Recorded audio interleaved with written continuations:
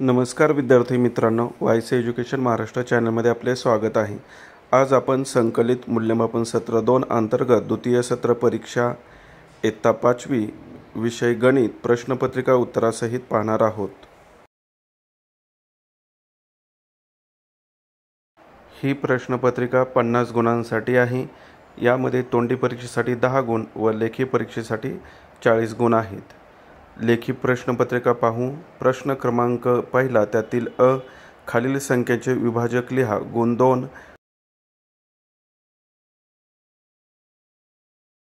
दिलेल्या संख्येला कोणत्या संख्येने निशेष भाग जातो त्या संख्या लिहायच्या आहेत। 14, उत्तर 1, 2, 7, 14। 33, 1, 11, 33। पुढील प्रश्न उत्तरे लिहा। गुण 2, 2 ने विभाज्य असणाऱ्या 3 अंकी 5 संख्या लिहा। कोणत्याही तुम्ही संख्या लिहू शकता।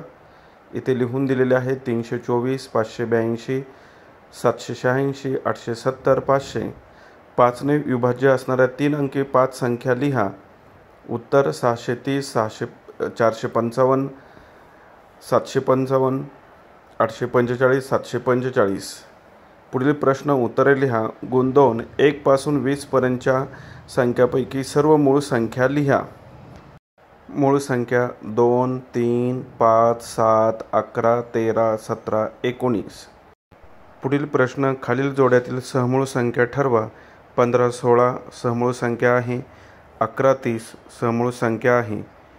सहमूळ संख्या म्हणजे त्यांच्यामध्ये कॉमन अवयव फक्त एक असतो। पुढील प्रश्न ई, खालील अपूर्णांक दशांश पद्धतीत लिहा। गुण 2, 7/10 बरोबर 0.7।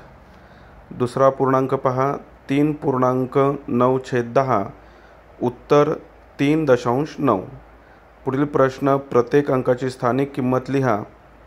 72.05 त्याची स्थानिक किंमत 70, 2, 0, 0.05।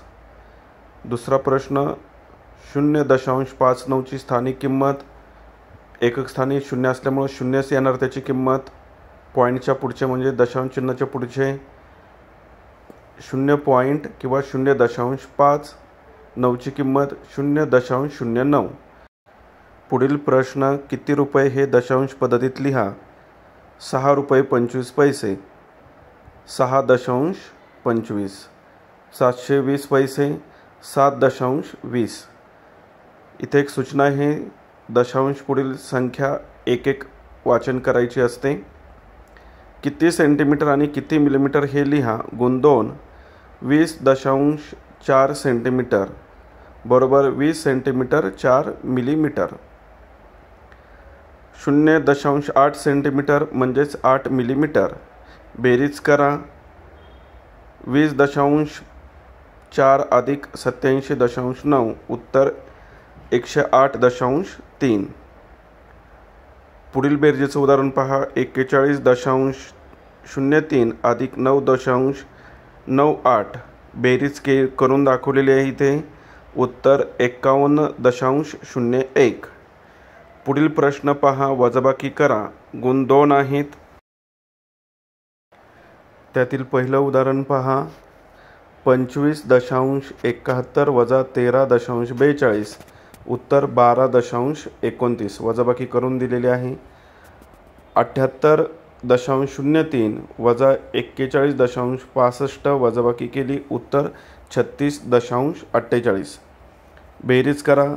6.5 मीटर आणि 3.25 मीटर उत्तर आलेलं आहे 9 मीटर 250 सेंटीमीटर। बाजूला बेरीज करून दाखवलेली आहे। त्याचप्रमाणे दुसरं उदाहरण आहे 1.5 मीटर आणि 2.5 मीटर त्यांची बेरीज केली 4 मीटर उत्तर येत आहे। यानंतर पुढील प्रश्न आहे प्रश्न क्रमांक 2, त्यातील अ, खालील उदाहरणे सोडवा। गुण 6, दुपारी 3:45 सुरू झालेला चित्रपट 2.5 तासांनी संपला, म्हणजे तो किती वाजता संपला। 3:45 पासून पुढे 2.5 तास काउंट केले, 5:75 होणार आहेत। आता 75 मिनिटांचं आपण काय करणार, तासामध्ये रूपांतर करणार। 1 तास म्हणजे 60 मिनिटे, म्हणजे 6 वाजले आणि वरील 15 मिनिटे शिल्लक राहिलेली, म्हणजे चित्रपट 6:15 संपला आहे। व्यवस्थित उदाहरण समजावून घ्या। तसेच तुम्हाला इतर विषयांच्या प्रश्नपत्रिका हव्या असतील तर आपल्या चॅनलच्या लिस्टमध्ये संकलित मूल्यमापन सत्र 2-2025 या ऑप्शनमध्ये सर्व पेपर उपलब्ध करून दिलेले आहेत। त्याचा सराव करा, नक्की तुम्हाला सर्व पेपर सोपे जातील। आता पुढचा प्रश्न पहा।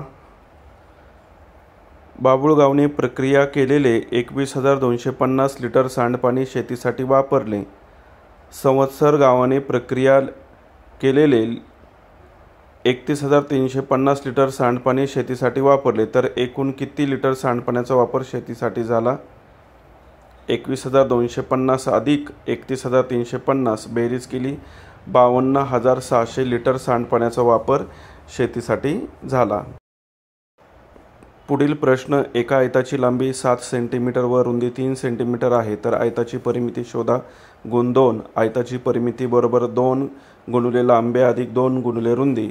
आयताची परिमिती बरोबर 2 गुणिले 7 अधिक 2 गुणिले 3, 7 दोन्ही 14 अधिक 6 20 मीटर।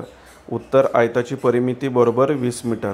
पुढील प्रश्न सोडवा। गुण 4, एका चौरसाची प्रत्येक बाजू 9 मीटर आहे, तर त्या चौरसाची परिमिती काढा। चौरसाची परिमिती बरोबर 4 गुणिले चौरसाची एक बाजू। चौरसाची परिमिती बरोबर 4, बाजू किती दिलेले 9, 4 गुणिले 9 36। उत्तर, चौरसाची परिमिती बरोबर 36 मीटर। आता पुढील प्रश्न पहा। एका आयताची लांबी 20 सेंटीमीटर व रुंदी 15 सेंटीमीटर आहे, तर त्या आयताचे क्षेत्रफळ किती? आयताच्या क्षेत्रफळाचं सूत्र लांबी गुणिले रुंदी 20 गुणिले 15 गुणाकार केला 300 सेंटीमीटर। सेंटीमीटर लिहा, क्षेत्रफळ असल्यामुळं चौरस एकक लिहायचं आहे। पुढील प्रश्न, एका चौरसाची बाजू 4 सेंटीमीटर आहे, एका आयताची लांबी 8 सेंटीमीटर व रुंदी 2 सेंटीमीटर आहे, या दोन्ही आकृत्यांचे क्षेत्रफळ व परिमिती काढा। सुरुवातीला आपण चौरसाचे क्षेत्रफळ काढू। चौरसाचे क्षेत्रफळ बरोबर बाजू वर्ग। चौरसाचे क्षेत्रफळ बाजू वर्ग म्हणजे 4चा वर्ग। चौरसाचे क्षेत्रफळ 4 गुणिले 4 गुणाकार केला 16 चौरस सेंटीमीटर आला। क्षेत्रफळ असेल तर चौरस सेंटीमीटर लिहा। यानंतर चौरसाची परिमिती 4 गुणिले बाजू। चौरसाची परिमिती सूत्र तुम्ही दिलेल्या सर्व बाजूंची बेरीज सुद्धा करू शकता किंवा गुणाकार करा, बाजू सेमच आहेत। चौरसाची परिमिती बरोबर 16 येणार आहे। यानंतर आयताचे क्षेत्रफळ बरोबर लांबी गुणिले रुंदी। आयताचे क्षेत्रफळ 8 गुणिले 2 16, 16 चौरस सेंटीमीटर येणार आहे। आयताची परिमिती बरोबर 2 गुणिले लांबी अधिक 2 गुणिले रुंदी। दिलेल्या किमती त्यामध्ये लिहिल्या। 8 दुनी 16 अधिक 2 दुनी 4, 16 अधिक 4 20 सेंटीमीटर। येथे सर्व विद्यार्थ्यांनी हा एक नियम लक्षात ठेवा की क्षेत्रफळ असेल तर एकक लिहिताना चौरस हा शब्द जोडायचा आहे। सेंटीमीटर असेल तर सेंटीमीटर, मीटर असेल तर मीटर। चौरस सेंटीमीटर लिहा चौरसाचे क्षेत्रफळ लिहिताना किंवा आयताचे क्षेत्रफळ लिहिताना। आता पुढील प्रश्न पहा। पहिली त्रिकोणी संख्या 3 मानली तर क्रमाने येणारी 10वी त्रिकोणी संख्या कोणती ते काढा। पहिली त्रिकोणी संख्या 3 मानली तर 10वी त्रिकोणी संख्या 66 येईल। इथे क्रमाने 10 नैसर्गिक संख्या त्रिकोणी संख्या लिहून दिलेल्या आहेत। 3, 6, 10, 15, 21, 28, 36, 45, 55, 66।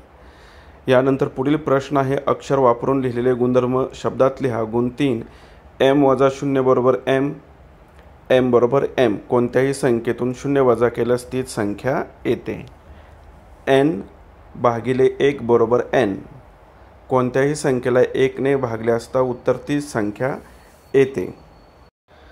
अशा प्रकारे आपण इयत्ता 5वीची द्वितीय सत्राची गणित विषयाची प्रश्नपत्रिका उत्तरासहित पाहिली आहे। धन्यवाद। जर तुम्हाला हा व्हिडिओ आवडला असेल तर प्लीज लाईक करा, शेअर करा आणि आपल्या चॅनलला सबस्क्राईब करा, जेणेकरून पुढील सर्व नोटिफिकेशन तुम्हाला वेळेवर मिळतील।